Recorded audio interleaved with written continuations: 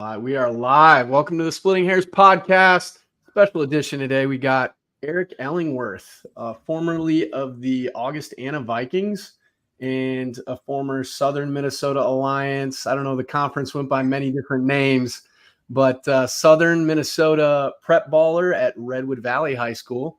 We competed against one another in our prep days, aka the glory days.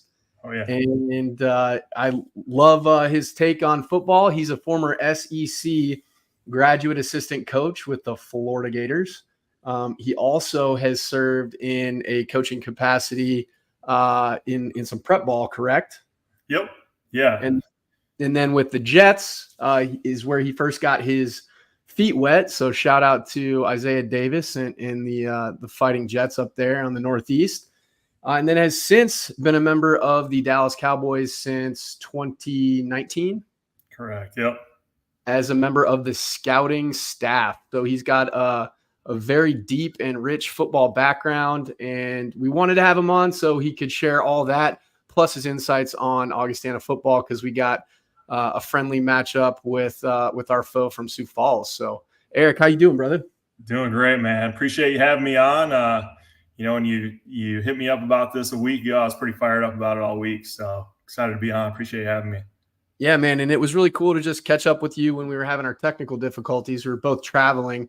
I was in Austin and you were in the Southeast doing your scouting. And it was cool to just kind of just deep dive into the way college football has changed, the landscape that has changed, the way football in general has been impacted by technology, by NIL and all the money and resources that have been poured into it.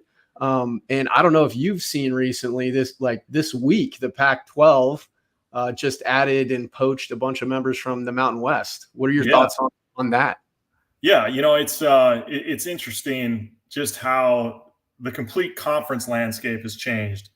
Obviously, the ACC has expanded, the Big Ten's expanded, the SEC's expanded. You kind of got a Power Four now, and some of those Pac-12 schools were kind of left behind, in Washington State and Oregon State. So, for the Mountain West, which was a growing conference, prior to all this change, when some of those teams are now forming kind of the Pac-12, it's I think it's good. We'll see how it plays out. It's like anything. It's like change is going to happen, and love it or hate it, you got to embrace it. And you see that with NIL. You see that with the transfer portal and the current climate of college football today. Yeah, and it's I think going to be a function continually of the haves and the have-nots, whether that be big donor backing or big regional media deals that you're able to strike, or big geographic population sizes. I think, this is obviously a very South Dakota State centered podcast, but, we love football by and large. And I just think that the days of FCS, at least the powerhouses that are left, so your Montanas, your Montana States, your South Dakota States, North Dakota States, your Idaho, which has already come down, so to speak, from the FBS in recent years. It's going to be tough for them to find a landing spot. What do you think about like an ultimate schism that people are talking about with the Power Four conference being in their own echelon, and maybe the Group of Five setting up shop with the FCS or 1AA, as Matt Zimmer likes to call it? Yeah, I think that's a great idea. Just you look at the different programs around the country, and you're right, it's kind of become the haves and the have-nots from a financial standpoint. Especially when you throw boosters and NIL collectives in there. There's going to be really, really wealthy blue blood programs that have a rich alumni base that's going to back those programs. And I mean, Lane Kiffin, when all this kind of went down a couple years ago with NIL, he made a great point where he's like, the old school days of, recruiting and building relationships and being this kind of savvy, well-known, very good recruiter, like those days are over. Like you either work for a program where you're able to give NIL money or you're not. And I think looking across the board, you look at those Power Four schools, a lot of those, they do have the financial backing, and a lot of Group 5 schools, at the FBS level just simply don't. I go into all these schools all the time in my job today, and whether it's facilities or just knowing the different programs, NIL packages and collectives, it's a very, very big gap, financially. And, it's a little bit that right now with Augustana and South Dakota State, which is the number of scholarships. I think back when the NCC folded and SDSU made the jump, back then it was 36 versus 36 from a scholarship standpoint. And obviously that's changed. So, and they're in two different divisions of football as a result. Yeah, and certainly that makes an impact when you talk about the deficit when you're going up against specifically ranked foes like in Oklahoma State for the Jackrabbits, and then now the Jackrabbits taking on a competitor from the lower classification of D2, but still, in their own right, a very ranked and very admirable opponent. And I think it's probably safe to say that historically maybe had a little better traction in the D2 ranks than South Dakota State certainly did. I think the vision was certainly there from the AD department. I think the conversation about FBS may be a lot different if South Dakota State were based in Sioux Falls, and could pull that populace, and that what we've been able to do is just unreal from a fan turnout standpoint. When you consider the population itself is like 15,000 and change. The stadium seats about 20,000 and change, and we're selling it out. That's damn near the entire population of the town, plus pulling from some of the outskirts to get a packed house. And that doesn't happen across the board. And I know there's been a lot of flack over the years about turnouts, but you got to understand the amount of populace you can pull from makes an impact in these things. And so what's the turnout like at Augie, and what was your experience for fandom when you were there? Yeah, it was, that's a great question. When I first got to Augie, we were still playing at Howard Wood. I redshirted in 2006. And my older brother played at Augie. He was 3 years older. So, even when I was in high school, I'd go to a lot of Augustana games. But yeah, Howard Wood has two very big kind of grandstands that, you can see a lot of empty seats in. Now, I don't know exact attendance numbers back then. I think it was 3,000, and then probably 3,000, 3,500. That's just a complete guesstimate. But, I think when Augustana built Kirkby Over Stadium in 2009, it was the perfect size stadium and a beautiful stadium. And I do know a long time, my last 2 years playing there in that stadium, I believe Augustana led the conference, led the Northern Sun in attendance. And, one of the cool things about Augustana that I loved so much is Augustana usually leads the league in attendance in a lot of sports, whether it's basketball or women's basketball or volleyball. It was such a cool atmosphere for me, in the wintertime to go to these games, and, it's a packed house, or they'd go play at the arena, and it'd be a pretty cool environment. And, Kyle, when I scouted the Midwest for a year for the Cowboys, I went to South Dakota State and I went to North Dakota State, and it was just awesome to see, to your point, just the atmosphere of the people that would come out. And, you see Pat McAfee on game day, repping the Jacks, and you've seen game day go up to Fargo, and it's really, really cool, the atmosphere. And you see it a little bit in the blue blood programs, like I think of the SEC. A lot of those towns that those schools are in, they're smaller towns. They may be within 2 hours of a bigger city, but really, you go to, I know my experience at Florida, our Gator fan day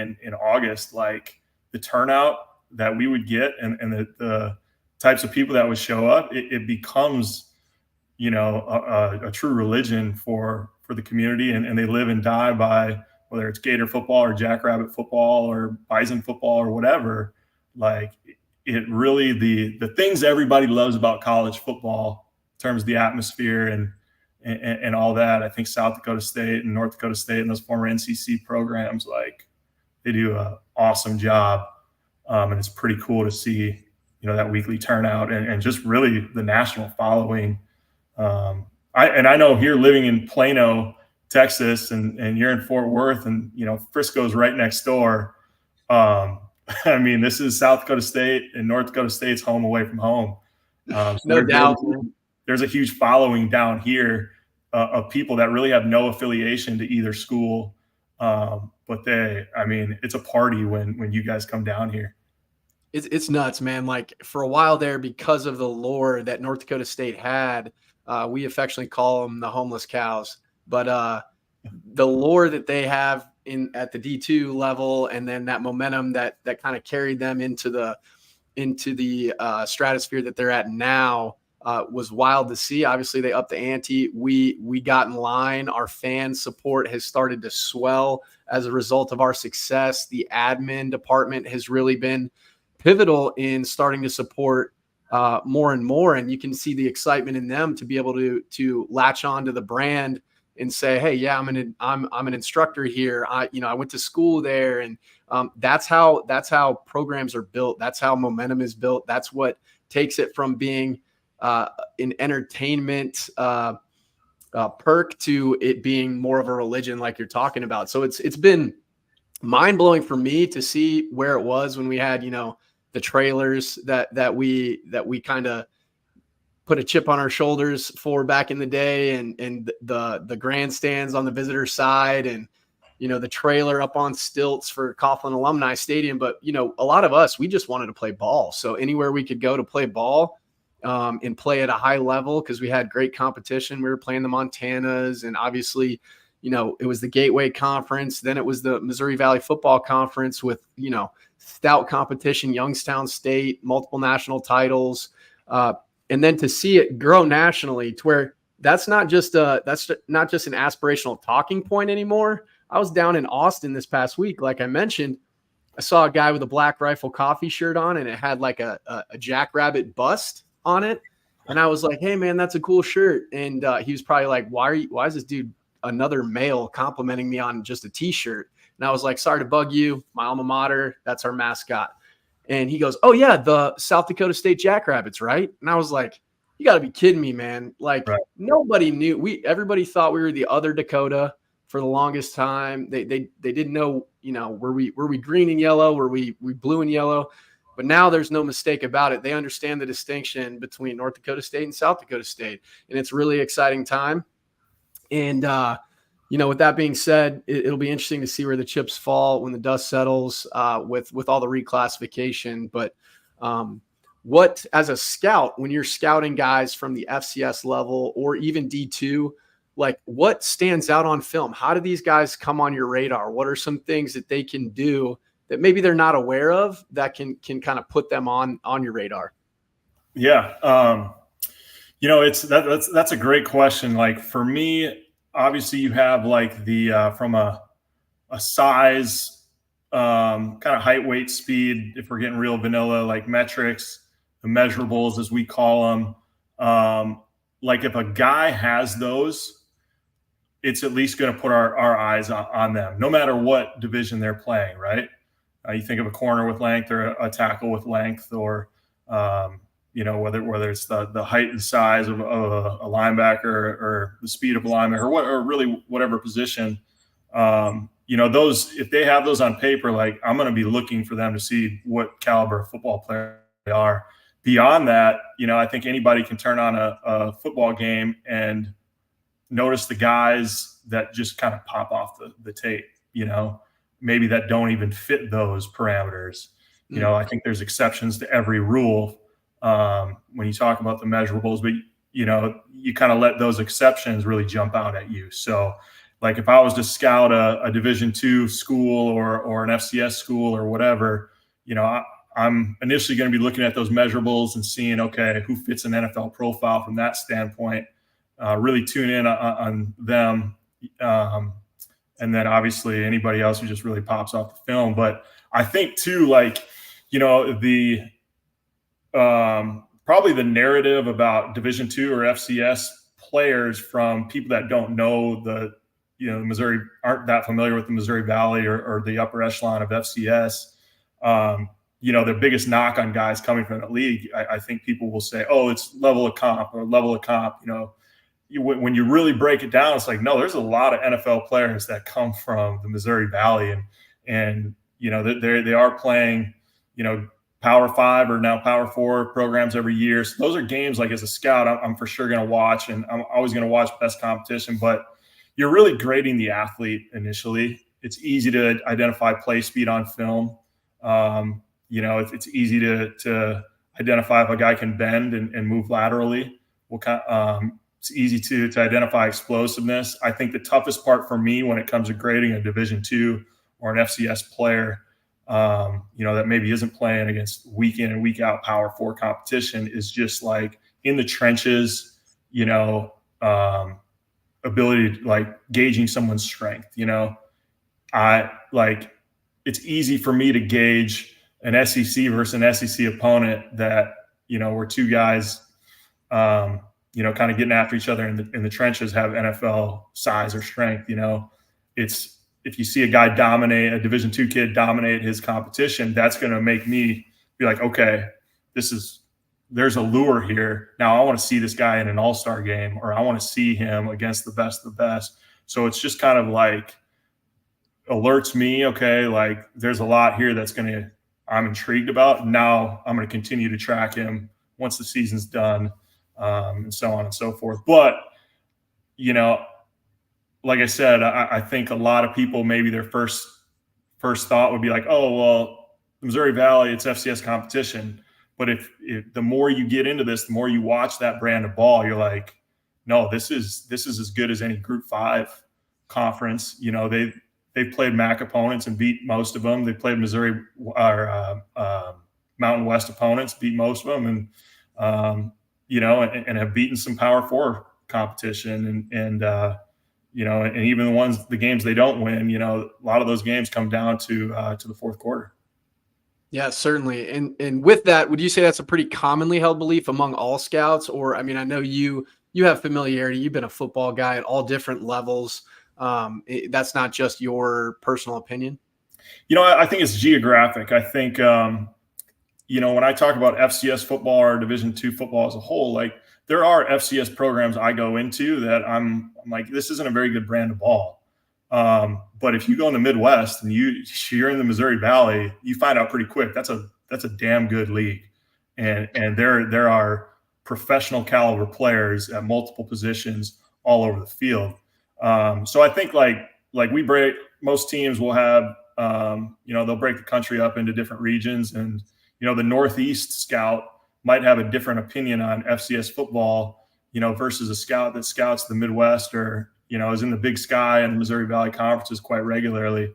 And I know that's the same for me with, like, Division II. Like, when I was done at Augie and I always thought we had nice facilities at Division II there at Augustana, but I didn't really realize how blessed I was, until I now have scouted other D2 programs that really, like, facility wise, like, there's a lot of high schools that have, would knock their facilities out of the water. And so I've found, like, leaving the maybe, I don't know the exact reason, whether it's, for the longest time, Minnesota was the only Division I school, in the area, or you obviously have Iowa State, Wisconsin, but, like, so if you don't go to that Division I school, your next tier was, for a long time, was Division II. Whereas, I think of the state of Texas, there's so many Division I programs.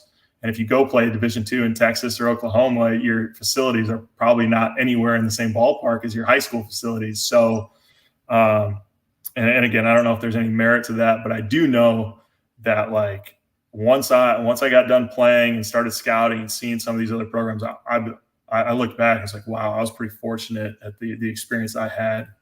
But I know I'm kind of taking that down a different path. But no, to your point, I think those that put eyes on the Missouri Valley and the Big Sky and those kind of upper echelon FCS programs find out pretty quickly, like, this is good competition. Yeah. And I think anybody I work with, it's funny, like, they think I'm like the Missouri Valley ambassador down here, because I'll never forget, we were in preliminary draft meetings in February. I think it was 2019, and we were watching Southern Illinois, and is it Jeremy or Jordan Chin? Jeremy Chin. Jeremy, yeah. Jordan Chin was the practice squad running back we had from Troy. But and like we're going through the drill of just in February pre-combine. We're not going too in depth on our reports, but we're just kind of filling everybody in. Like, hey, this is what he does well. These are the areas of concern. And I remember the area of concern somebody mentioned was like, oh, level of competition. And I like kind of perked up. I was like, wait a sec, guys. I don't hear us saying this about guys from the MAC. I don't hear us saying this about guys from the Mountain West. Like, you watch this league, it's a good brand of ball. And I kind of had my first, like, I don't know, I got pretty fired up, and everybody's like laughing. They're like, wow, what's your personal affection with the Missouri Valley? Like, that's the first time I've seen you fired up. So, it's I personally really enjoy watching the Missouri Valley. I love it. Yeah. And anybody who's a lay football fan who does take a glance at it tends to wind up on that side of the fence more or less, and when you look at guys like Jeremy Chin, or you look at, all the offensive linemen that have been poached from the conference itself, and even the skill players like your Dallas Goddards of the world, or your Tucker Kraft, who I remember back in the day talking to you about him. Hey, like, even though you weren't recruiting the area, hey, keep an eye on this guy. Like, he's definitely outplaying, his size, his classification and everything like that. And then you caught him in the Montana State playoff game, and you're like, you weren't kidding. I was like, see, dude, it's not just my bias. It's just flip on the tape and you can see it translate. And so that's really cool to know. One of the other things that I wanted to get into is I had a high school coach make a very interesting analogy when looking for talent. And I'm curious to get your take on it. He said, if you want linemen, go north. If you want speed, find water. What's your take on that? Yeah. I agree with that. I think, high school football is very different around the country. In the South, you not only have a fall season, but you're playing spring ball as well. And I think you probably see a lot more specialization in the South.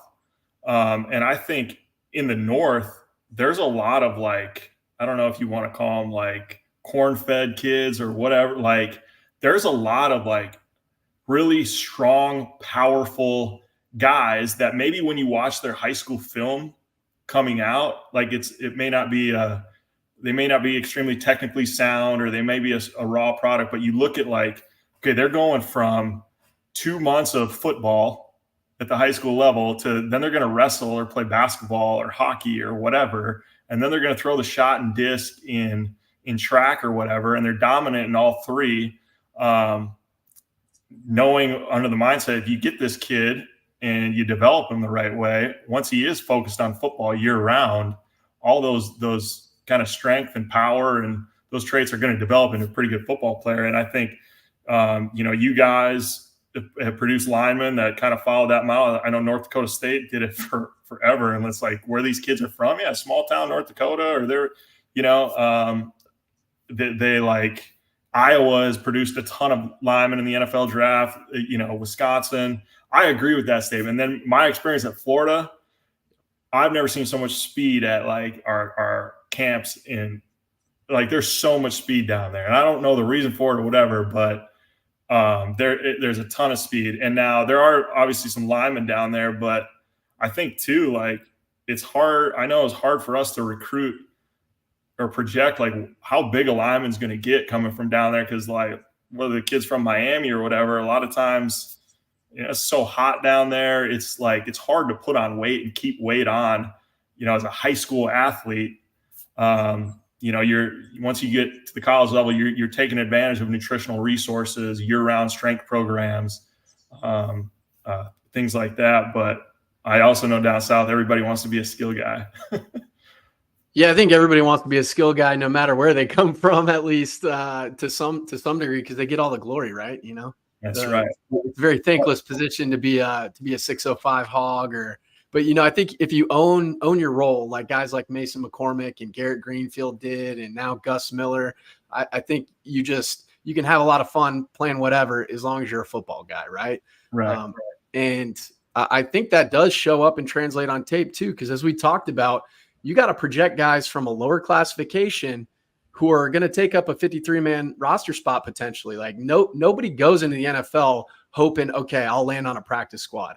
That's your supplemental option there, right? So we talk about Ben, we talk about all these different attributes, but really it's like, how bad do you want to outcompete somebody for one of those valued slots, right? And guys like Pierre Strong Jr., who never played special teams outside of returning the ball on KOR, maybe, is now covering punts, and now he's hustling down on kickoff, and he also may be on KOR, and then he's your second, third down back, third back option when Chubb is healthy. It's like, do whatever you can to earn that fat paycheck, because the difference, like we were talking about the other night, between your practice squad comp and what you're going to get as a 53-man roster spot is night and day. Both healthy if you're getting paid to play ball, but night and day. Right. Yeah. I think practice squad is making, I think, $225,000 over 18 weeks, and active roster is making $795.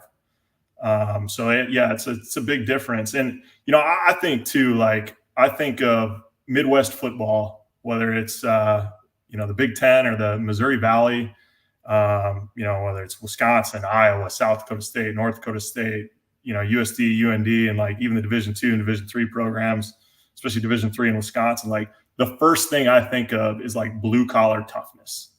So to your point of these guys, that South Dakota State has put out, and they're doing they're fulfilling a ton of different roles. Like you talked about Pierre on special teams, or like we have Hunter Lipke down here in Dallas, who's like our Swiss Army knife. He does so much for us, but like they find a way to make it, and it's all just kind of built on a foundation of that blue collarness and that grit. And that's, I told you I love watching Missouri Valley football a lot, but like that's in large part because of that.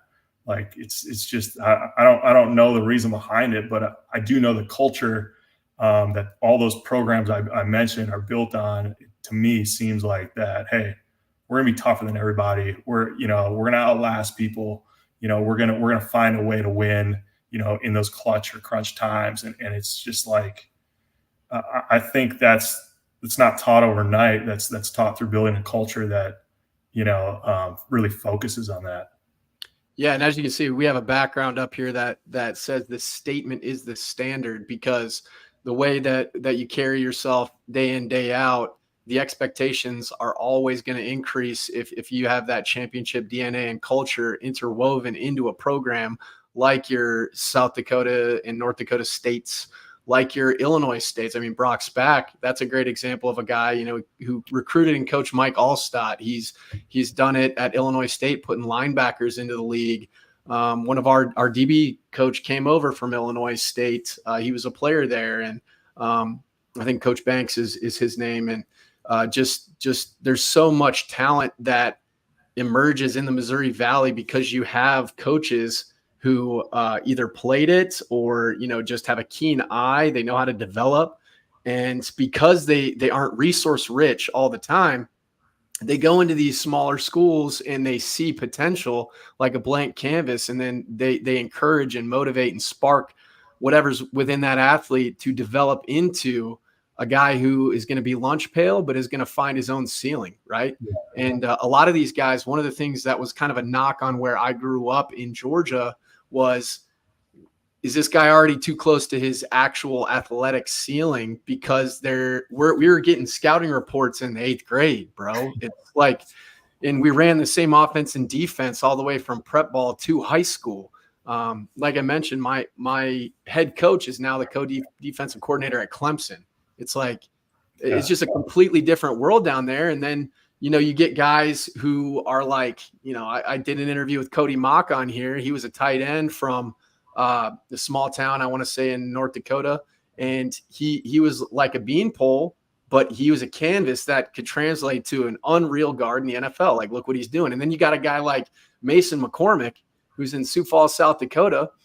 And he's a blank canvas as well, and turns into just a savage, mean, road grader who can get it done at the NFL level now, and right out of Sioux Falls. So, yeah. It's really interesting to see all those coaches present that ability to be able to recruit and develop. And then you see, you talked about the MAC and you showing passion, like looking at level of competition.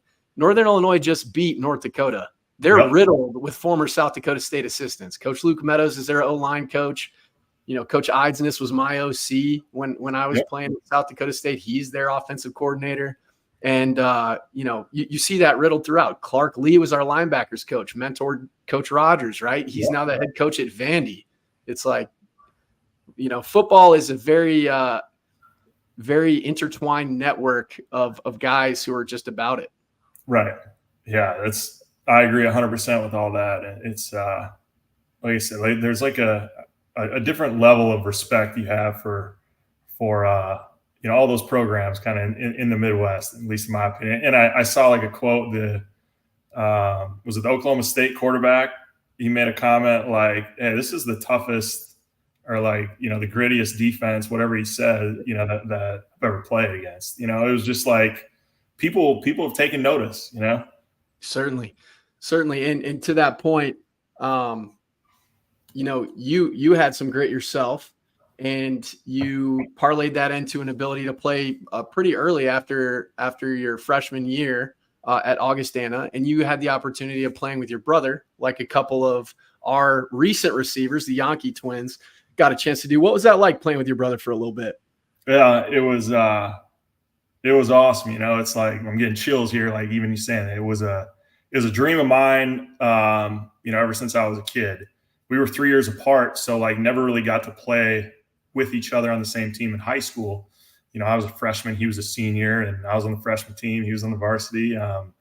We both ran the hurdles and track, and we both advanced to the section track. I mean, he was a state champion hurdler and ran at Augie, and I think he's like second or third on the all-time 400 hurdle list there. But like, he was a stud in so many different sports. I mean, he was way better athlete than I was. I always joke he robbed the gene pool a little bit, didn't leave too much for me. But he was kind of who I looked up to a ton as a kid growing up. And I got recruited by some other Division II programs, and I went on official visits, things like that. But I think I always knew in the back of my mind, like, I'll have a real opportunity to go play with my brother. And I think lining it up. The year I redshirted, and I knew I was going to go in and redshirt. I was like 155 pounds, graduated high school. I needed to bulk up and add weight, but that would have been my brother's junior year, and the other three receivers that he played with were seniors that year. So I knew, as a redshirt freshman, there was going to be an opportunity for me to be on the same field at the same time, and so my redshirt freshman year, I was in 10 personnel, which I don't know, we do 10, 12 snaps a game. And then later in the year, we moved a receiver of ours, Tyler Schulte, to quarterback.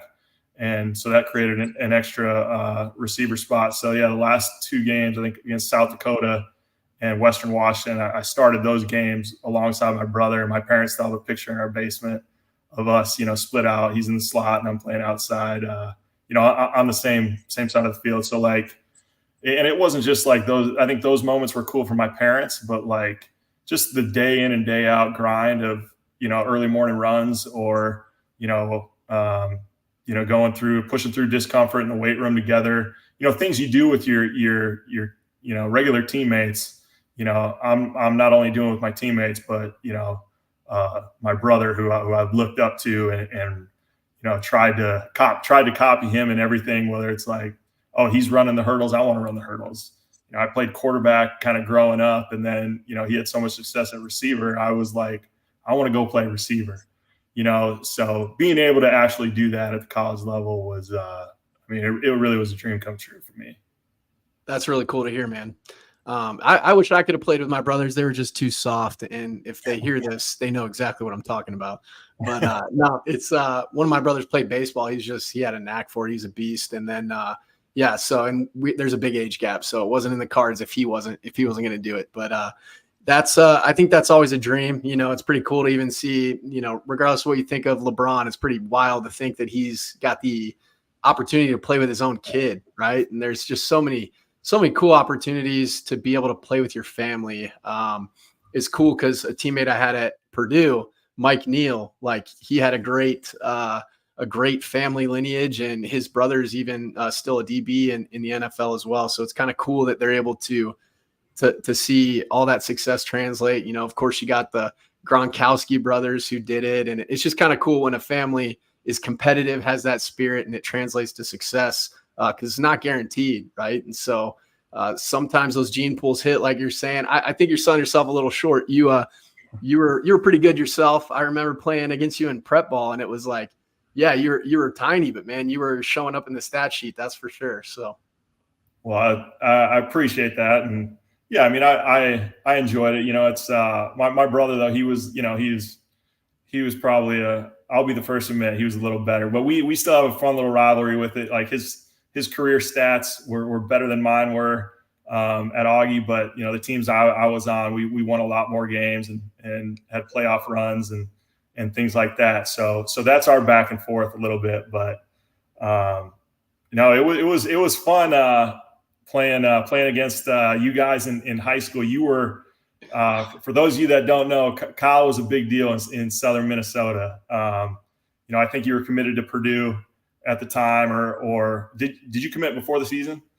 Yeah, I committed my junior year. Just kind of unique circumstances, moved up there, and everybody thought we were stacking Fairmont's team with because you had a kind of open enrollment where you could go to high school anywhere, because you know the farm contingent, you go where you can get to school. So I thought that was kind of funny. Yeah, no, it was yeah, I remember we were playing you guys and we're like, yeah, this dude's going to play in the Big Ten. And then you know, we opened up against you my senior year, and I remember like seeing you out there. I was like, okay, this is what a Big Ten player looks like. He's about twice all of our size out here. Yeah, it was so fun, man. It was just good times. And actually, Coach Cody, shout out to Troy Cody, AD of Davies High School. Sorry, the principal now up at Davies High School in Fargo. He officiated my wedding in August. So it's really cool to keep those ties going and keep in contact through all these years. He always showed up to every North Dakota State game, that whether it be in Brookings or Fargo, and came to several other ones. So it's just really a blessing. And as a coach, if you're listening and you're a coach out there, you never know what kind of impact you're going to make in just one athlete's life. So take it seriously, and you know, obviously do what you can to impact lives on and off the field. With that being said, man, it's really cool to see my former teammate, Coach Rogers, man the helm and take over the reins from Coach Stig, who did obviously a phenomenal job. He's one of one, just in terms of how he carries himself. He's a unique story. Obviously, our whole fan base understands who he is, knows what he's about, but to not have really had any personal playing experience of the game and to just be an absolute student of it, and really have his own approach to each game, whether it be, you know, as far as the CEO element in delegating. I always say one of his greatest skill sets was delegating. But it's been awesome to watch Coach Rogers' development and his approach in each game. So to dive in a little bit of that, I kind of want to share it because it's been fascinating. The first game we're playing at Oklahoma State, hyper aggressive, right? Like we're playing with house money. It can only help us to get a W, can't really hurt us. And he's going for it on fourth downs. He's running fake punts, and really, to no fault of his own, we probably shouldn't even have been in a situation where we're being that aggressive. We missed on some execution plays that were open pretty much all game. And that's just, you know, a function of being your opener, being in a hostile environment. I don't think the elements really got to us because we played at Montana, we played at Montana State, played at North Dakota State. So the moment wasn't too big for the guys. But like you talked about with Augie rolling into this week and with us in that matchup, that 22 scholarship deficit really gets to you at a certain point, right? Right. And so to watch his approach in the subsequent game against University of Incarnate Word, which I'm sure you guys have your eyes on some of the skill talent across the nation that's either come out of there or is currently there, like Calzada, the quarterback. And I'm sure you've seen a little bit of him scouting the South, and it was remarkable to see his approach because we had him backed up to the goal line, their own goal line, just before the half, and you know, hyper aggressive in the first game. Do we send the house? Do we stack the box to stop the run? Well, if you stack the box to stop the run, you leave guys wide open one-on-one on the outside. We showed we were a little holy in certain instances in shutting down the outside quick game pass and some of the screen game that they're running. So his approach was to hold off. They get the ball coming out of half and not really double up on scoring opportunities there. So what's kind of your take on that? Is that something that's interesting to see with a relatively young head coach? Yeah, it's everybody has, I feel like as a coach, you've got to go into things with your own philosophy, whether it's, what are we going to hang our hat on offensively or defensively, but also culture based, and I think, it is pretty cool to see kind of that torch being passed from Stiggs to Jimmy. And when I scouted the Midwest, like I got to know Jimmy a little bit, just, he was the DC and would, give me great information on guys to keep an eye on and all that. But I was always impressed with my interactions with him. And to me, like I haven't played for either guy, but seems like a little, little different, very different than Coach Stiggs, but, equally as effective. And that's really, I think, probably what Coach Stiggs wanted, right? Give the, hand it over to a guy that he trusts and believes in. Obviously, he knows he's probably a little wired a little differently than Coach Stiggs, but still trust that things are going to be in good hands and equally as effective. And you got Coach Rogers putting his own kind of spin and philosophy, in what he's going to do in different situations, and that just shows like, hey, this is what I believe in, and we're gonna roll with this. And haven't missed a beat, and it's been cool to see like just South Dakota State be as dominant as they ever were. Yeah, no doubt. I really was. I knew he was capable of adaptability, but when the emotions are flowing, and he's a defensive guy himself, right? Like, let's stomp on their throats here. We got him backed up, and I know a lot of the guys on the team on the field, Adam Bach, for instance, who definitely is an NFL fringe guy, definitely on the radar, plenty of scouts. He's a freak in terms of his ability to run sideline to sideline, especially for our level.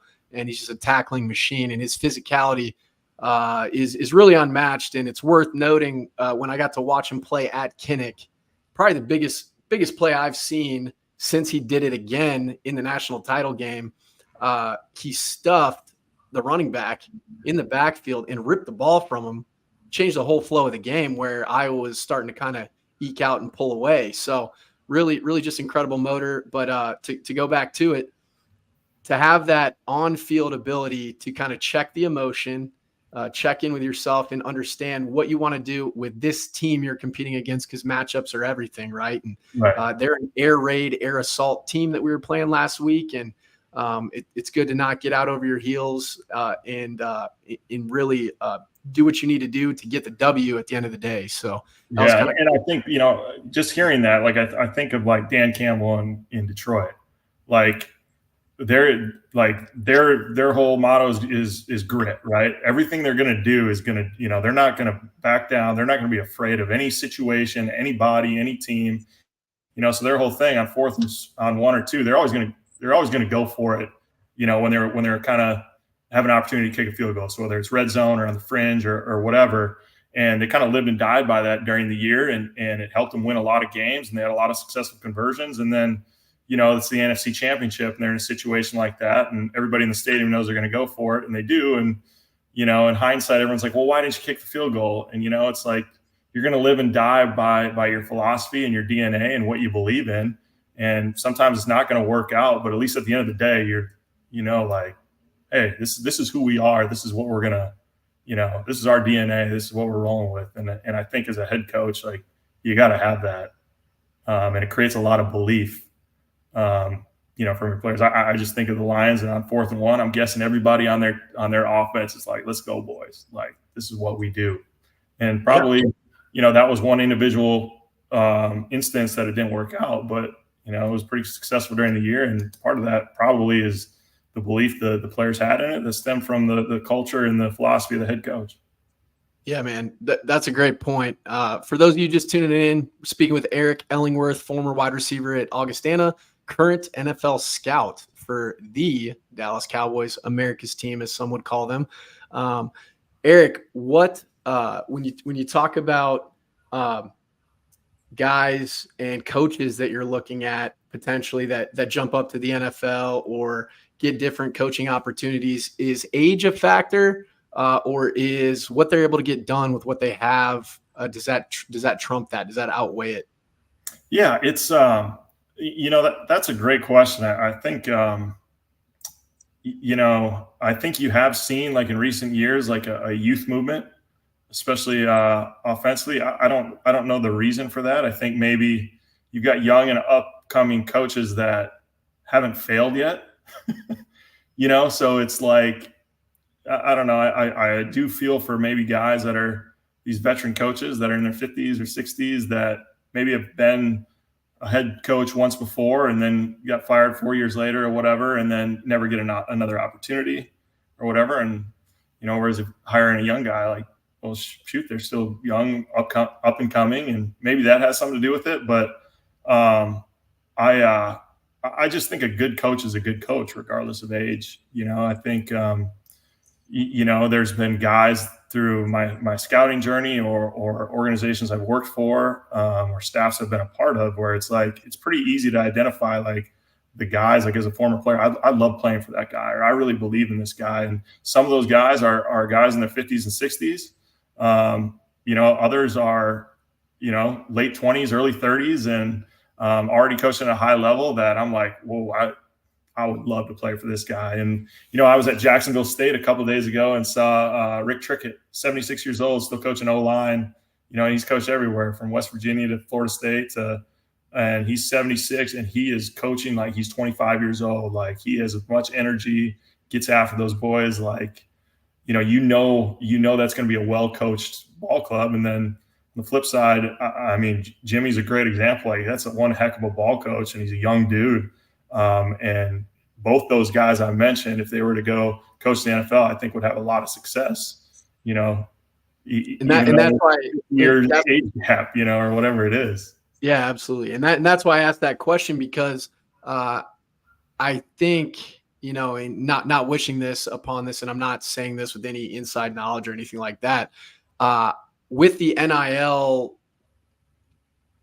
uncertainty, I think you might start seeing a lot of guys dip out of the college level and try their hand at the NFL ranks. And you see a lot of guys trying to accumulate experience, but, even you mentioned certain programs are consulting with your organization to kind of look at salary cap models to try to kind of get a handle and get a grip on this NIL obscurity that's really blanketed the college football landscape. I think you're going to start to see a lot different translation from the NFL level into the college ranks and vice versa. So it'll be just something interesting to keep an eye on, guys making that jump up to the top tier. Yeah, it's crazy just how much has changed since, like, my last year coaching in college was 2017, and there was one signing day. You could get grad transfers. If you transferred, you had to sit out. There was no NIL. It's like, now it's the Wild West. And yeah, I had a meeting with a Power 4 AD and their NIL collective staff this morning about just like, hey, with this new NIL collective, like, how do you guys structure? How do you decide who to pay and what, and how much, and seeing if there's any, I don't know, between how we structure things and the unknown that is the NIL, or the future of the NIL collective in college football. And I feel for those guys, because it's like, yeah, you've got transfer portal guys you're going to go after. You've got incoming freshmen you're going to go after. How do you structure, like, someone's base pay? Like, yeah, you might be recruiting a 5-star freshman or high school kid that has never played a down, and you're going to pay him more than a guy, who started for 3 years. And it doesn't seem right, but if you don't do that, you're not getting the kid, Yeah. So it's the wild, wild west, as I call it. It really is. It really is the wild, wild west. And I think the good thing about the FCS or 1AA is that it's relatively insulated from some of that chaos. because you can still aggressively recruit the high school level. I think the Dakotas, the Montanas have done an excellent job of identifying talent that fits their culture. Like everybody says that, right? But when your jobs are on the line because you're in a P4 conference and you've got to compete not only with general recruiting landscape, but now with financial resources that are just not in your repertoire, that's going to be an issue, right? And Right. so it's fortunate that we don't have that. I think there's a little bit of stubbornness. This is why I bring up the youth movement in football as a whole, because you see some guys like Dabo Swinney who want it their way. And I just think that you're limiting yourself if you don't at least explore the opportunity to dip into the transfer portal. But then on the flip side, you also see situations like CU Boulder, where, they're built mainly with transfers and really more of kind of an NFL model of free agency. And I just think that disrupts team cohesion. And when you're trying to build a culture, you can't have a transient culture. The statement is the standard, just like Coach Rogers says. And I think that's actually a big value add to the FCS. Sounds like I'm employed by the FCS here, but no, I just think that if you love ball, what better echelon to play than that? Now, I understand the argument too. Like, I'm kind of torn. I'd like to see the Jacks and North Dakota State and the Montanas get a shot at the FBS ranks, whether it's group of 5 or some other formulation of that, because everybody wants stretch goals. They want to challenge top tier competition. And even though it's very quality competition in the Missouri Valley, you're not going to see the entire conference move up. Right. So it's interesting. I see it both ways. And, it's fascinating to hear that colleges are consulting with the pros now on that stuff. It's just wild. Yeah, and I agree with you 100%. That's why I love the Missouri Valley. That's why I love following South Dakota State, North Dakota State, and UND, US. Like it's you're recruiting high school kids. You're developing them the right way. Whether they go on to produce and play in the NFL or not,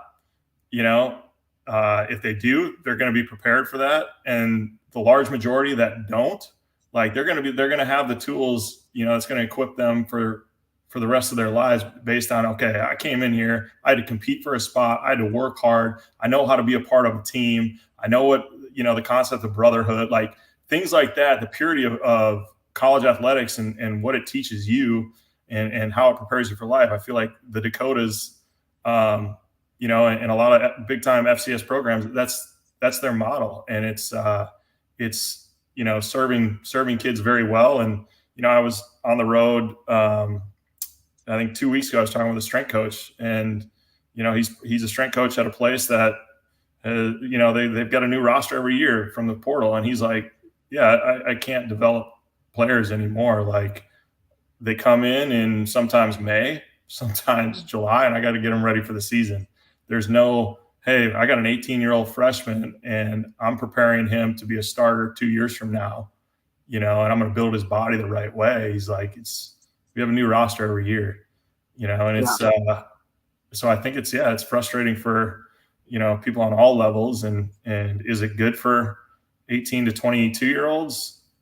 I don't know. That's kind of, I kind of go both ways. I think it's good for kids to, collect some money off their name, image, and likeness, and that's great. But it's almost like, oh, it's a recruiting ploy now. Like you come here, we got money for you, or it's like, all right, what does it teach a kid? That like I just see all the time, like maybe a guy doesn't want a starting spot. All right, I'm hitting the portal, I'm out of here, and I'm like, I don't know. I think my biggest times of growth in my life as a player and professional or personal life or whatever is like, how do you battle adversity? Like, how do you respond when times get tough? And the culture that's built up there, and in a lot of FCS programs, they build it the right way. And they teach through struggle, like, how you become better because of it, rather than run from it. That is so well put, man. And back in my time, it was a little different, and I transferred out of Purdue early, in getting ingratiated with a very blue collar ethos and frigid temperatures and no real indoor practice facility and and an actual gritty strength coach who almost to a detriment would bury us, and we'd start to athletically peak way too early in the season. And then he modified it, and having to figure out, like we talked about on the phone with some of these programs, your academic contingent not working hand in glove with the athletic department and trying to get schedule blocks on courses and having to practice at, what'd you say, 5:30 in the morning? 5:30 in the morning, yeah. At Alabama A&M. And it's just like, I think the Dakotas really need to recognize how great they've got it and how the evolution has really served both academics and athletics in that partnership there, because it is a partnership. The best marketing tool you have, any university has, is athletic success. Now, whether that's viewed as too much of a priority, that kind of gets out ahead of academics, that's definitely a subjective opinion you can hold. But at schools like South Dakota State and North Dakota State, these guys understand that maybe their first crack at a professional career is not going to be in athletics. And they're pharmacists, they're nurses, they're doctors, they're engineers, they're working in construction, like really making impacts in their communities. And as you and I both know, I got to see growing up in a suburb of Atlanta, and then my mom's side of the family being from southern Minnesota in Fairmont. That's really a slice of Americana. You're from Redwood Falls, slice of Americana, great people leaning on each other in the frigid temperatures, and you're getting to see how you develop young men and women for life, not just an athletic career. Right. You're so right. I mean, I would echo that 100%. Yeah, it's really a gift. And so the FCS should be grateful for the type of athlete they're able to recruit still, even though it's kind of a chaotic world. Let's pivot into Augie versus South Dakota State, man. It's the reignition of a historic rivalry, especially in state. Augustana being a private school in Sioux Falls, big following, great academics. Like you said, you guys have had success at the D2 level. I think you made it to the quarters your senior year, correct? Correct. Yep. Yeah. So when the farthest we made it in my career was in 2009, we made it to the first round of the FCS playoffs and got a little taste of Montana. Coach Rogers, that was his senior year, and it was a great experience. But in terms of this rivalry again being reignited, I think the last time we played them was in 2004. So our transitional year to the FCS, we got the dub. But since then, Augie's had nothing short of some solid success of their own. You didn't have the same head coach that's there now, Coach Olszewski, who's there. This is his 11th year. So he would have been there in like 13, roundabout that time frame is when he started.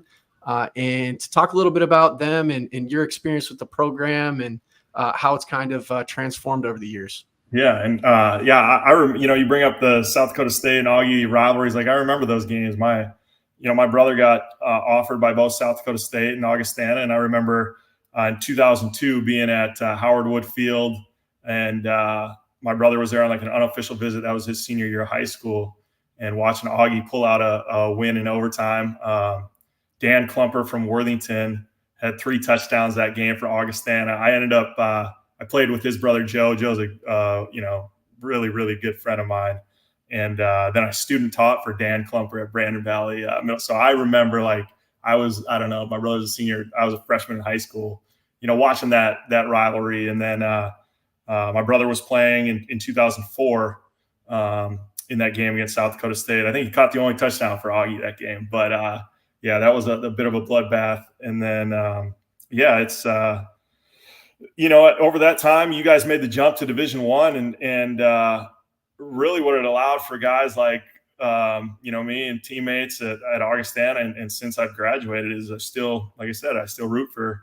It allowed me to root for South Dakota State because we're not going to play them anymore, that NCC conference was so good, and so I wanted you guys and the other teams that made the D1 jump to have a lot of success. It was a great representation of the old North Central Conference and just Midwest football in general. But never played for Coach OJ at Augustana, but got to know him pretty well since just in my 1 year scout in the Midwest. I went to Augie that year, and that was my first time back in a while. But when I was coaching high school ball, I'd see him at coaches conventions, and we'd always chat, and we've had each other's numbers for years, and we'll send a text back and forth, and he's had a lot of success there, and always rooting for Coach OJ, and I forever will bleed navy blue and gold there at Augustana. But yeah, I enjoyed my time there. Looking back, like you think you're well coached at the time, but like, now that I'm out and seeing kind of some of where my coaches have gone or where they were at beforehand, like now I'm like, wow, I was really, really well coached. Brad Salem left before my senior year to go coach running backs at Michigan State, Coach Le'Veon Bell, and then he became the quarterback coach, Coach Kirk Cousins, and then became the offensive coordinator there, and now he's the tight ends coach at Memphis.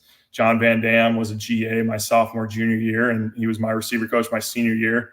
He's the tight ends coach and for the Tampa Bay Bucks, won a Super Bowl a couple years ago, and we built such a great relationship. He's kind of who I credit, my career with, and kind of getting me to Florida. We coached together at Florida, and Coach Chambers at Iowa, and the reputation of an Iowa strength program is it's one of the best in the country, and so what we were doing from a strength and conditioning standpoint, like I think was pretty cutting edge for a Division II program at the time.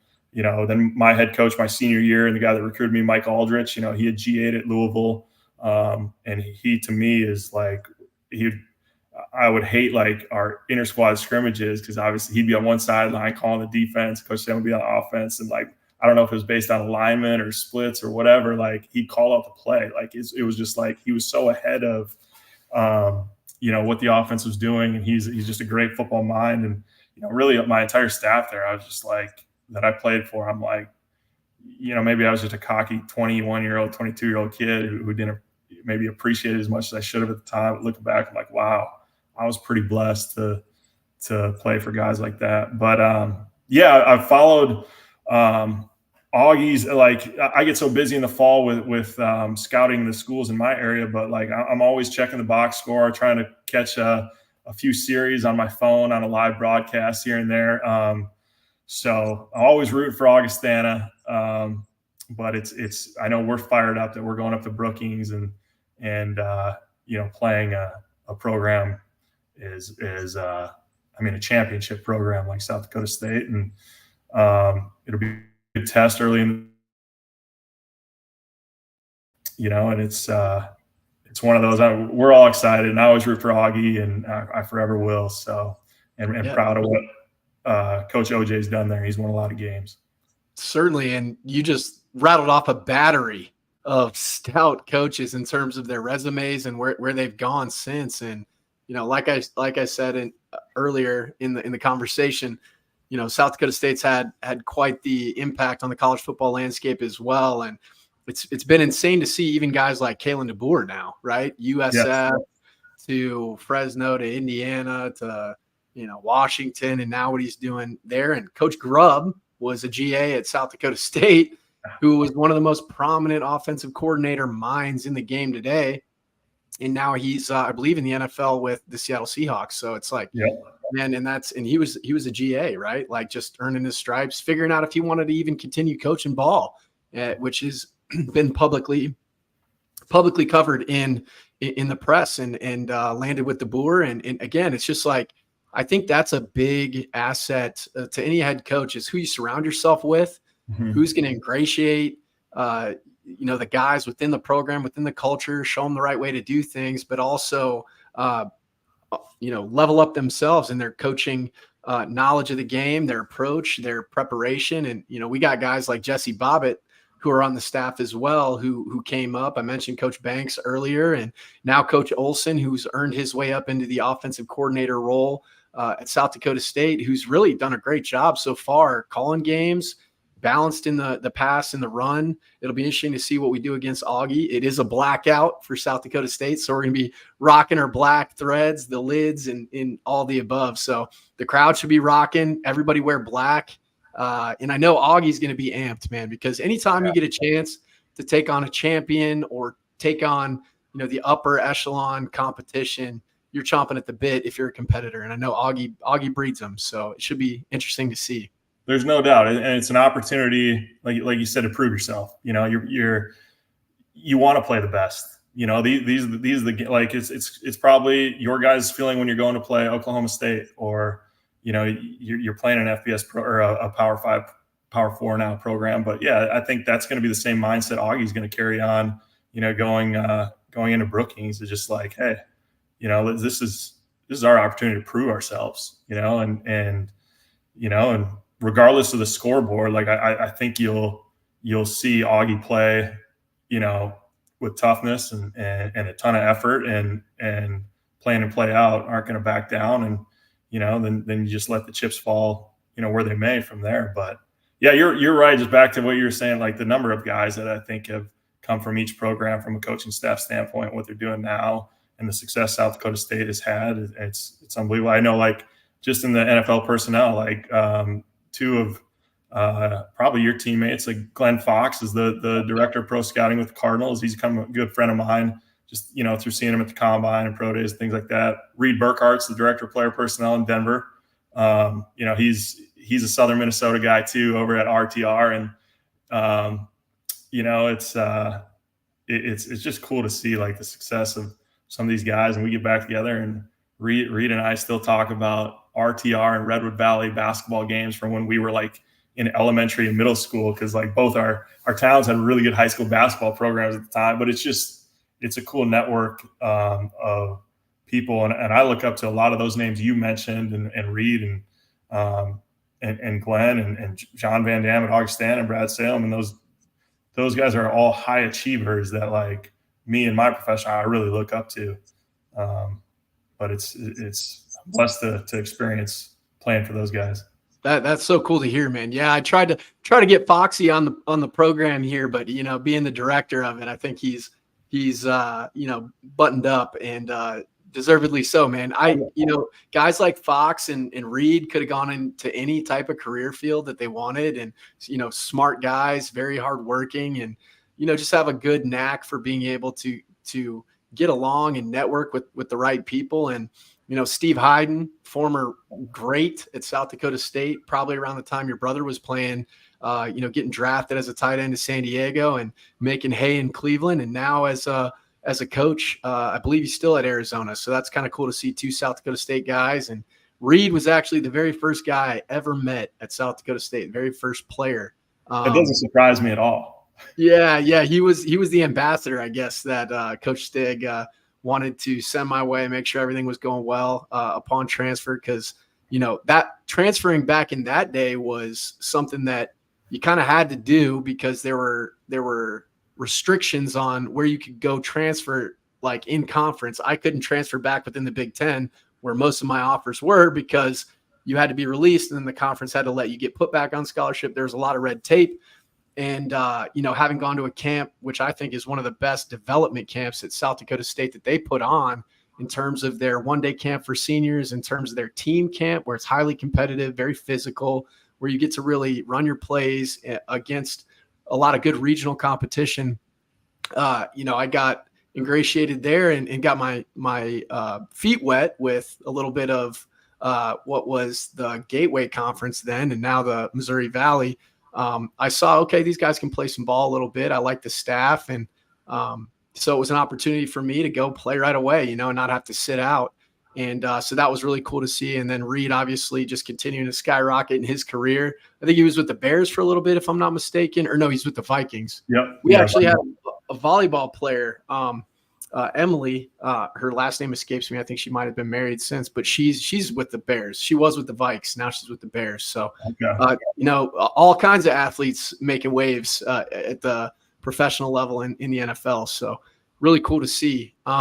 In terms of a team like Augie, I do think they'll play up to the expectations of themselves, but also up to the level of competition they're playing.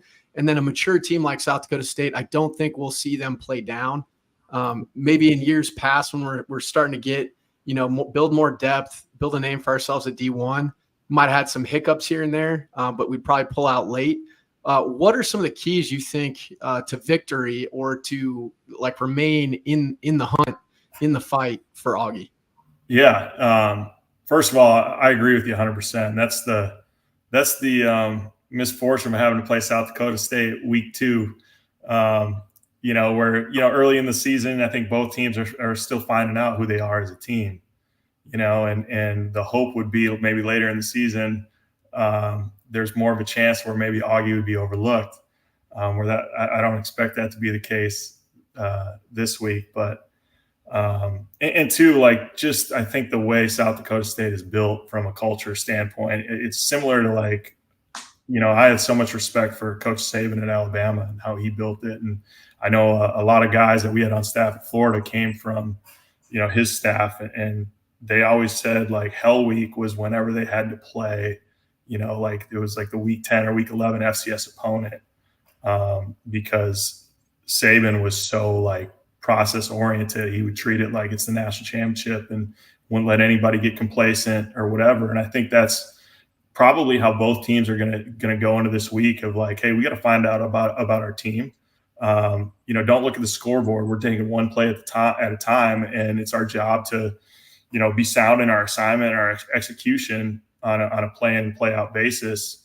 And I think when you are process oriented like that, it takes kind of the emotions out of the game. Let's say, ball doesn't go your way and the score gets out of hand or whatever. I think those that aren't process oriented, the score can really get out of hand in those instances. But yeah, I expect, I think both teams are, they're gonna execute it at very, very well. Like, these seem like two disciplined teams. I think I'm rooting for Augie all the way. The keys of the game, I think Augie's going to have to. They can't turn the ball over. You can't. You against a team like South Dakota State, you can't do anything to kind of like eliminate yourself or hurt yourself in terms of penalties or playing behind the sticks or turning the ball over. Same thing defensively. If South Dakota State does make mistakes, you got to capitalize on those. Like, PBUs aren't good enough. Like, opportunities where there's where you can take the ball away. Like, you got to capitalize on that if you're Augie. And I think too, it's like, man, just look at it as a 4-quarter fight and keep hanging around as long as you can. And fourth quarter is all about who executes the best now. But yeah, I think the key is, like, obviously there's you got a championship program operating on a lot of scholarships, and Augie's a very successful D2 program. There's probably going to be a bit of a talent gap there, but it's like the Herb Brooks miracle, man. Like, all it takes is, they may out of 10 times they might win 9, but not this one or whatever. You got to kind of have that mindset and say, hey, we're focus on ourselves, take advantage of the opportunities that are there, let the game come to you, and fourth quarter, let's see what happens. So hopefully that's the mindset. I'm hoping it goes to plan. Yeah, I mean, I think overall what you're going to see is a pretty vanilla game plan. I would say probably from South Dakota State. Just line up, mano a mano and see what we've got. Measure your opponent a little bit, like jab, jab, jab. See what we've got. As far as Augie's concerned, do you see him play with house money, get creative, maybe do a little trickeration, as Steve Berman would say?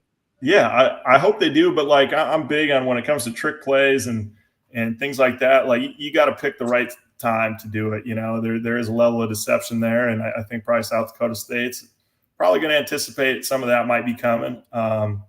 But you got to put yourself in positions to do those plays, whether it's a reverse or a double pass on your side of the field. You don't want to fake a punt backed up or things like that. So I don't think they'll get too exotic, but yeah, I think there might be some smoke and mirrors coming. But yeah, I think you gotta. I think you're right. South Dakota State's probably going to come up, line up, and play, and say, "Hey, we're bigger, stronger, faster than you are." And so, yeah, I think Augie, needs to get maybe a little creative and find ways to maybe catch South Dakota State off guard a little bit. Certainly. I love the scheduling. If we're going to end up going with a D2 opponent, that it's an in-state historical rival, get a good turnout for it. Everybody's amped for it. There's some good chatter going with the fan bases back and forth. And it makes it more exciting, these historic rivalries being renewed, and no matter what the classification is, but it's a non-counter for the Jackrabbits. And these suck. I'm not going to lie, they suck. Yep. Because, obviously, hopefully everyone in every game comes out clean, but that's just not the nature of it. No injuries and things of that nature. But I think it is more exciting for fans to see a little razzle dazzle, and it's probably going to be something Augie has to do.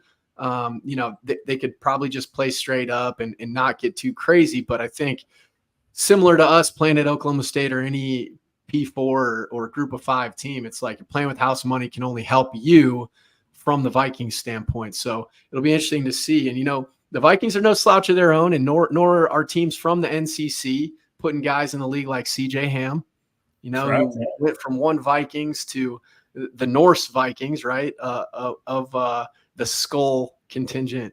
So that's kind of cool. It's really cool to see him. I love fullbacks.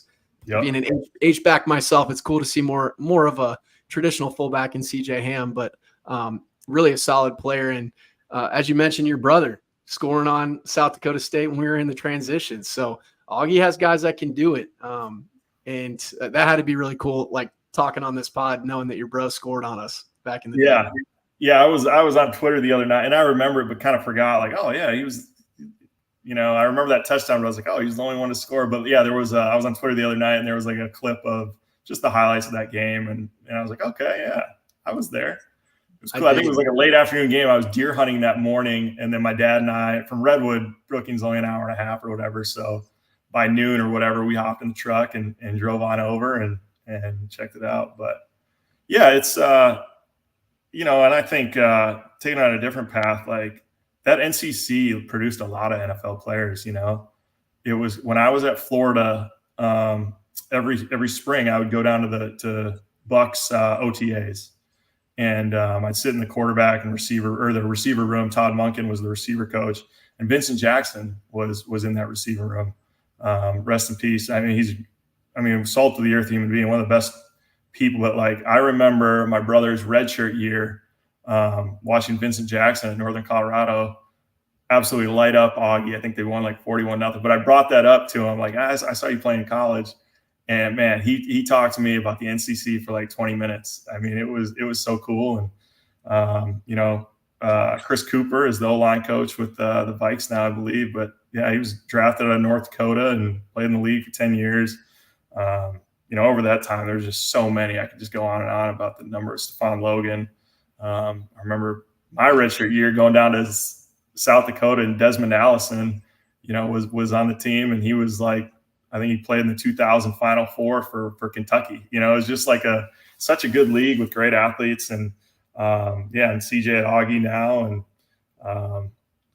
I'm hoping. I'm not too familiar with Augie's roster yet this year, but hopefully they got a few that will follow CJ's lead and get an opportunity, and hopefully those guys show up Saturday and make a few plays. But yeah, I mean, Augie's going to have to capitalize on South Dakota State's, mistakes, which South Dakota State doesn't make too many, but it's early in the season where I think it's natural. You got guys out there maybe playing that didn't have a ton of experience from a year ago.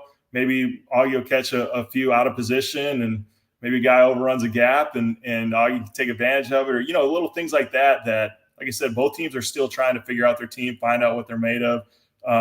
Both are going to try to execute at a high level. And, it's one of those, whoever makes the least amount of mistakes usually, is in the game with an opportunity to win at the end. Yeah. Like you said, I don't think they can have unforced errors. No team really at any level wants to, hurt themselves while the other team is also trying to do the same. I think where you guys are going to break down are probably in the trenches. I think the skill is going to be okay. Yeah. I don't think the top end speed is going to be there. Again, nothing disparaging, but there's a reason there's a separation in these classes for a reason. And when it comes to special teams, I think you're going to see that burden the Vikings as well. Mm-hmm. They better not kick it to Angel Johnson. I mean, I saw him nearly break it a couple times against Oklahoma State, where if he just slips one more tackle or sets up one more block, he's gone. And he's got big play potential left and right. And as we talked on the phone the other day, you talk about what translates to the next level. You know, obviously production wherever you're at, but your athleticism. What's that gene pool look like? What have you done with it? And we got a guy, man, Amar Johnson, which I don't know that he'll see a whole lot of run in this game. I mean, early certainly, but his bend, it looks like he's floating when he runs, very effortless. Yeah. You know, I hesitate to make a Randy Moss comparison because they're not the same striders, but very fluid in movement, similar to that.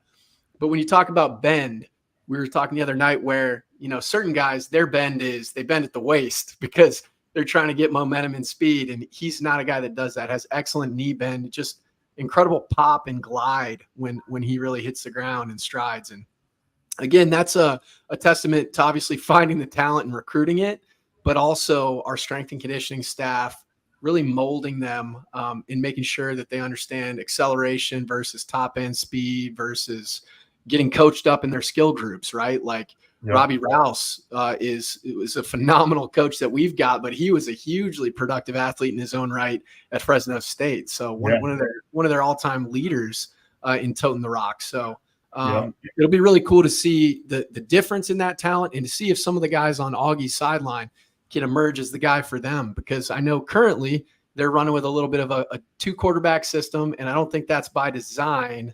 And generally speaking, when you have 2 quarterbacks, the age-old saying is you don't have one. So what's your take on that? Do you think you see a guy emerge and Coach OJ run with one?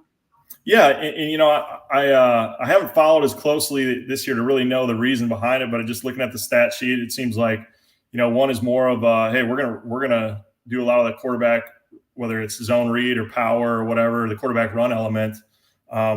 You know, and it seems like the others probably has the upper leg on throwing the ball. So, you know, maybe that's to you know, utilize the skill set of each guy, and maybe it's a true competition, or I'm not exactly sure, but yeah, hopefully I think you're going to find out when you play South Dakota State, like who's going to rise to the occasion. And I think it's a good game to figure out who's going to be your trigger man moving forward. But yeah, I think to your point about, you know, athleticism and I think the game of football today, especially in the NFL, it's become such a speed and space game. You know, so like you think of the game on Saturday, like who's got the speed to create explosive plays, you know, because like if I was scouting myself, my best traits were probably, you know, instincts and feel and finding zone or just kind of from a route running standpoint, knowing how to create separation. You know, I was like the chain mover where I wasn't going to ever take the top off or create the explosive play, where it kills you from a defensive standpoint if you're, you know, if a team's able to hit on explosive plays and also in the trenches, like you have the strength and the power to move a man from point A to point B. Because if your O-line are consistently getting knocked back, it's tough to get the run game going when your running back can't even get on its initial track. You know, if an O-lineman or tight end's getting displaced in the backfield.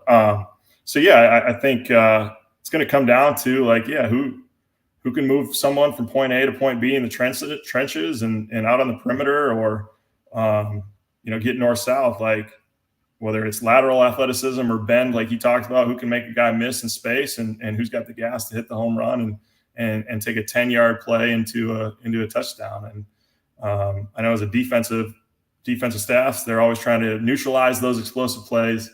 So we'll see what happens. And that's kind of what I felt watching Colorado, North Dakota State. It felt like North Dakota State dominated the trenches, but just couldn't keep up with the team's speed, especially with Travis Hunters and Shador and extending plays.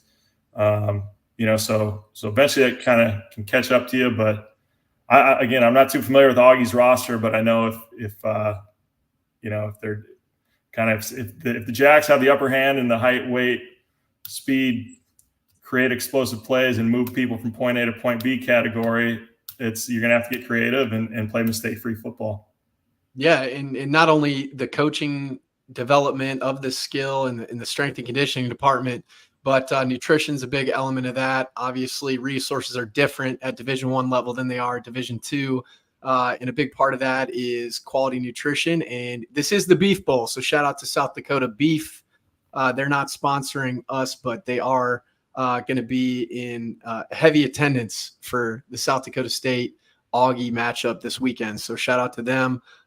And hopefully guys on both sides are definitely tackling that aspect of development in their game, because nutrition and sleep, those are the ultimate performance enhancing tools that don't really require a lot of extra resources, but they certainly require a lot of discipline. So I think that's the biggest jump I was able to make in my career, transitioning from D-line to tight end, really dialing in my nutrition. And just had Zach Zenner on the pod the other day. We were talking about, you guys go check out his Zion performance again, because if there's anybody that knows nutrition and performance and how to maximize their potential, it's Zach Zenner. So shout out to him.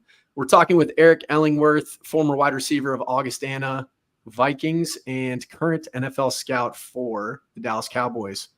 Eric, when you're looking at swag coming into the game, we're in a blackout. Are you guys, you think you're going to be rocking all whites?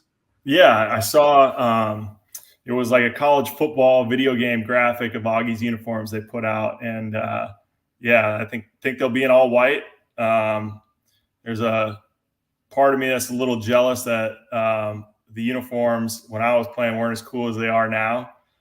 We still have the AC on the helmet too, whereas now, I mean, Augie's helmets are pretty sweet. So I don't think they'll be, swag deficient by any means. Yeah, that's a really good point. I think all us old heads now, I guess you'd call us, are a little bit bitter, but also happy that we got swag upgrades. I know now South Dakota State's got the white lids; they look so clean. Yeah. One of one in terms of no other Jackrabbit mascot in Division I athletics, so that's really really cool to see, in my opinion.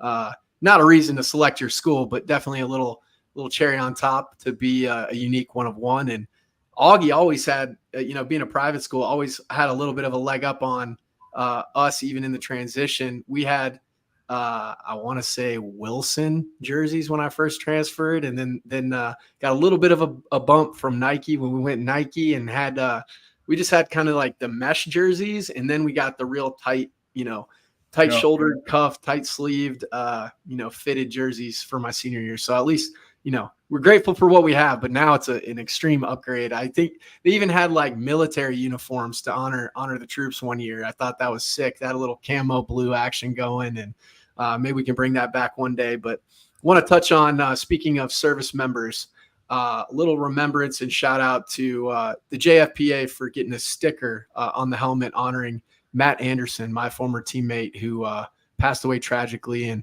all the work that the JFPA is doing, it can't be stated enough.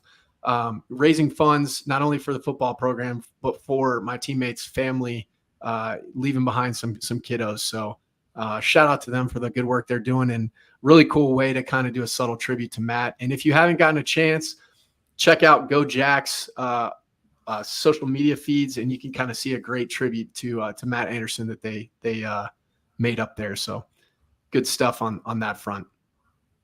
Eric, I don't want to keep you too much longer, brother. I really appreciate the convo. We could do this all the time. Maybe we'll have to do a little bit of an annual check-in just to kind of get a pulse on what's going on in the NFL and how it impacts FCS and vice versa, and maybe some guys to keep an eye on.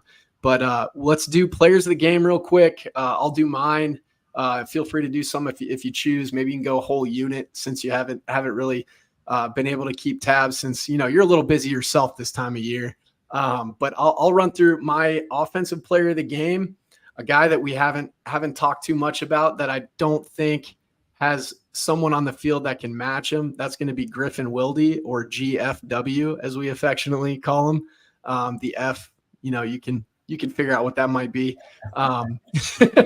Because that dude is an absolute game changer. He's a homegrown talent as well, coming out of Jefferson High School.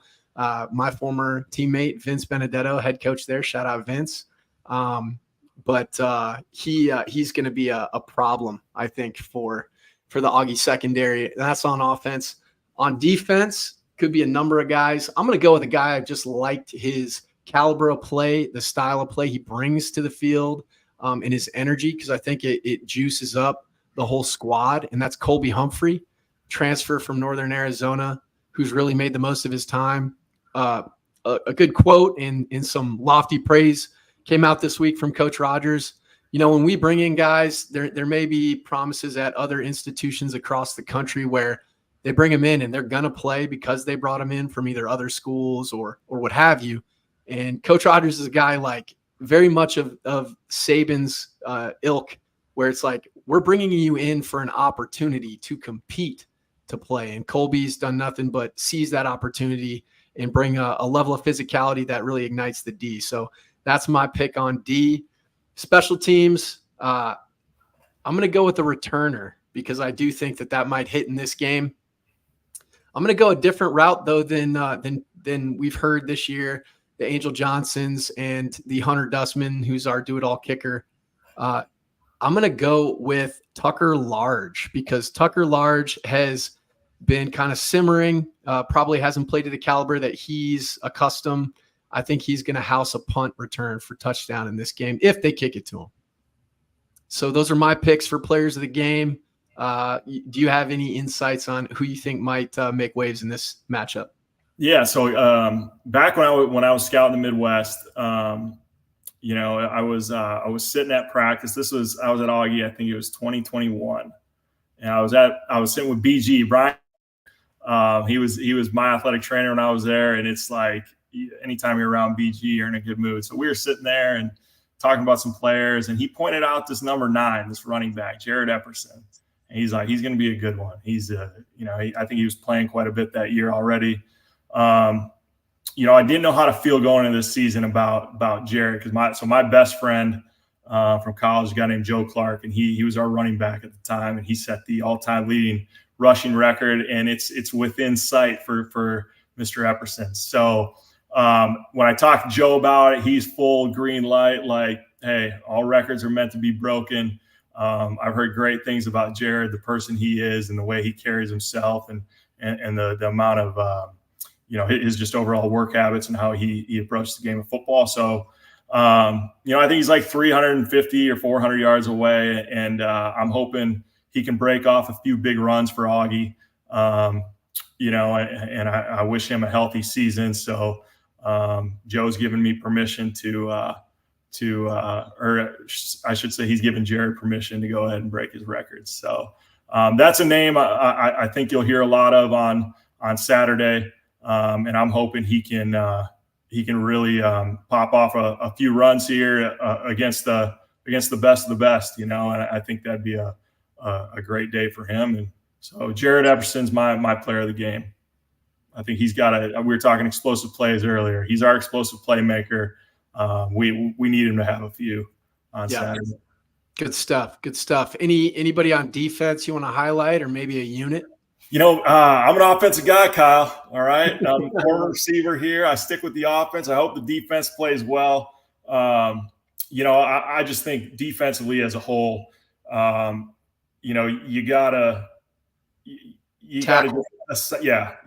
execute. Like you said, you can't miss a ton of tackles. When there's opportunities there to take the ball away, you gotta take advantage of it and really just live to run another play, so to speak. Kind of bend, don't break. If you can minimize the explosive plays, even if you give up a few first downs, a few chunk plays here and there, get them down to the ground, make them run another play. And I think that's the key defensively, and as a whole, I think they'll be up for the challenge. I dig it, man. That's a good synopsis. I like buttering your bread where you're familiar. Offense all the way. You got to do that. I'm going to go ahead and, say something here. Don't take it personal. We'd love to have you back on. We're now moving into our predictions, and I'm going to be candid with you. I think it's going to be 73-10. Good guys, my good guys in this one. And I think the blackout's going to have them rocking. I think they have a bad taste in their mouths for public perception, maybe on the national stage, but everybody, I say this often, and I know you know this, being a big football guy, being all over the map as far as where you've coached, where you've scouted, where you've played.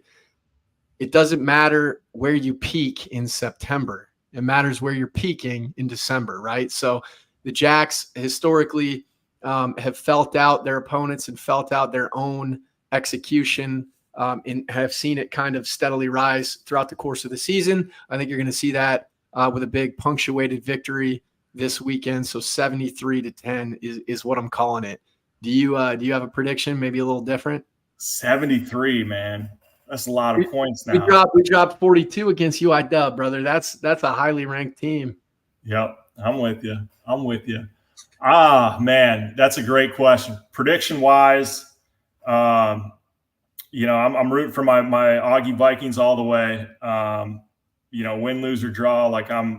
I think you'll be proud of their effort. I think they'll play with toughness. I don't think they'll back down from the fight. I think they're going to hang around first quarter. Okay. I think halftime they're going to be. I think it's going to be a 3. I'm going to go 14-point game at half. They're going to come out. They're going to get the ball second half. They're going to score. They're going to show like, hey, we're not backing down. We're here. Like you said earlier, I think I think that fourth quarter is where you might see a little gap. But I think you'll be proud of the way they play. Score wise, I'm going to go. Does Vegas have a line on this? I mean, you guys are big Division I guys. I mean, Vegas got to have a point spread on this, do they? Yeah, I don't know personally, but I would point people to Scared Money Don't Make Money. Our friends at Jackrabbit Illustrated, they do all the betting lines and kind of dive into that. So check them out. They might have a better beat on it, but I don't know. I'm interested to see what you got, just like off the hip.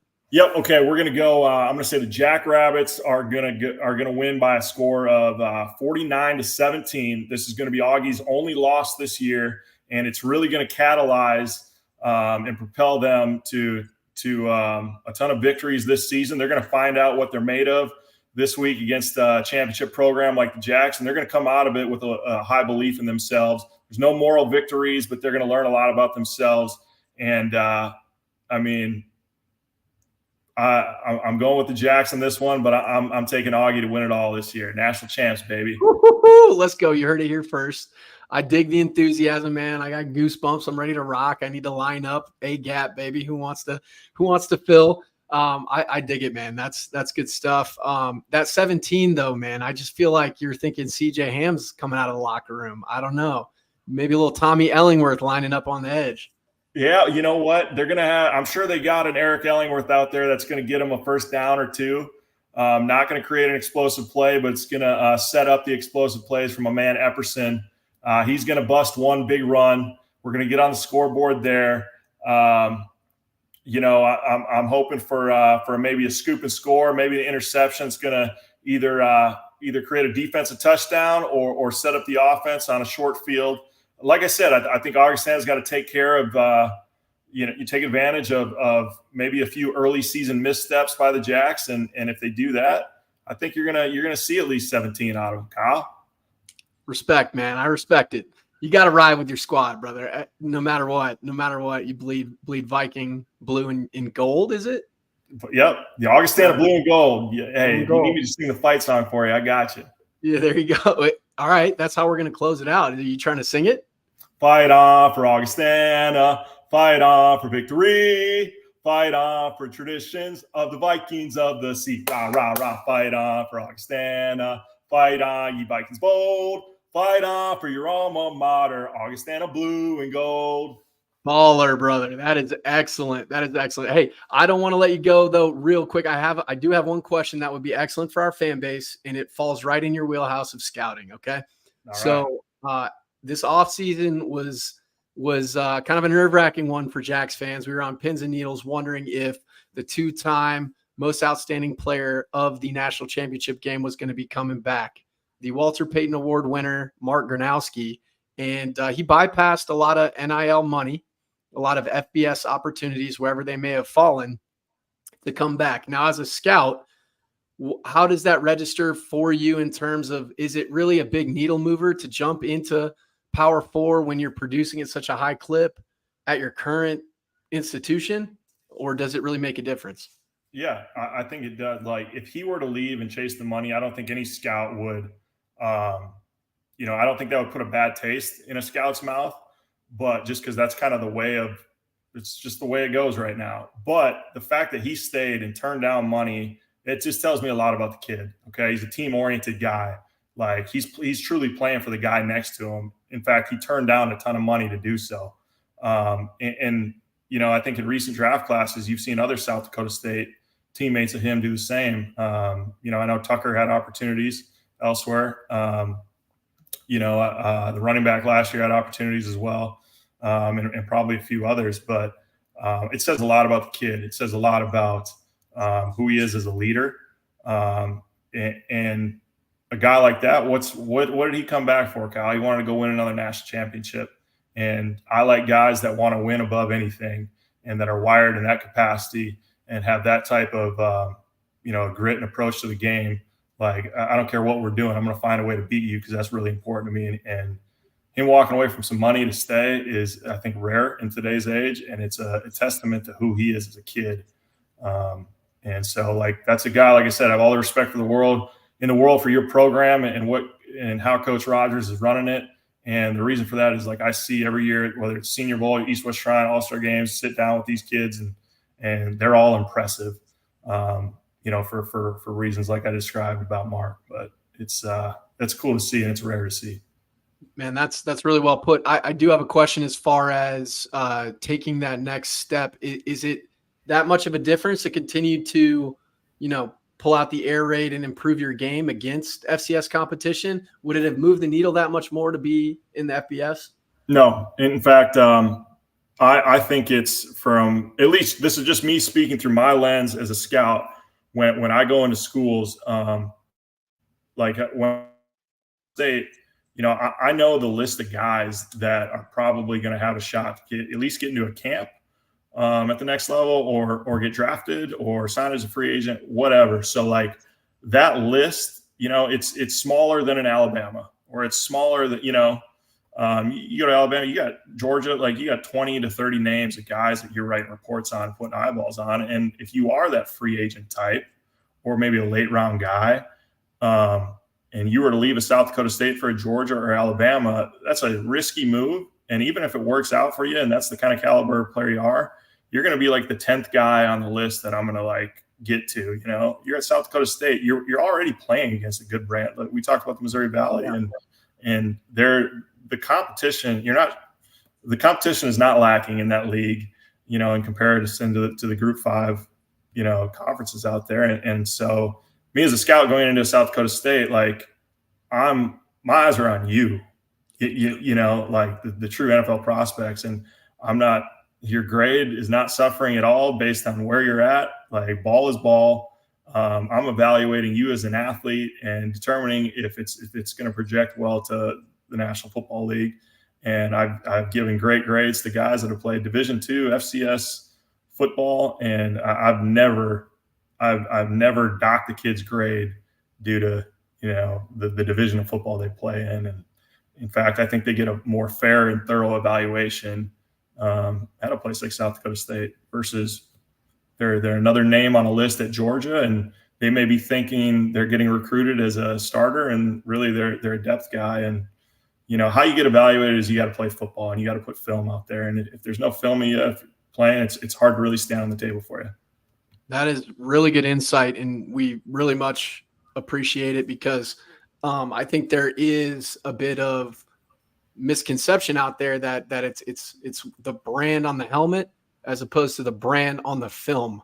So I think that that speaks volumes to guys, and it definitely is a testament to what Coach Rogers is able to do when you look at the roster riddled with the number of seniors that are still there in the NIL era, in the transfer portal era, and how he's building his team. And shout out to other coaches across the Missouri Valley who are really doing the same in producing high caliber competition for us to put good film on tape and out there for the masses. So excellent insight, brother.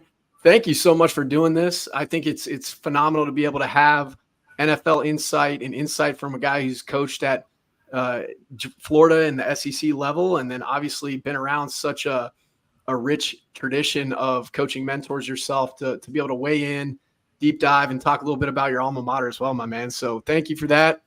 Thank you to everybody who's tuning in. Shout out to our sponsors, Udemark Insurance, who I should have mentioned at the beginning, new sponsor of ours. They help you with life insurance, any kind of products that you might have that are also attached to Medicare. So check them out. And then, hopefully everybody gets out of the game clean, no injuries, and it's a treat for the fans and the players alike. So with that, go big, go blue, go Jacks. Let's go. Appreciate you having me on.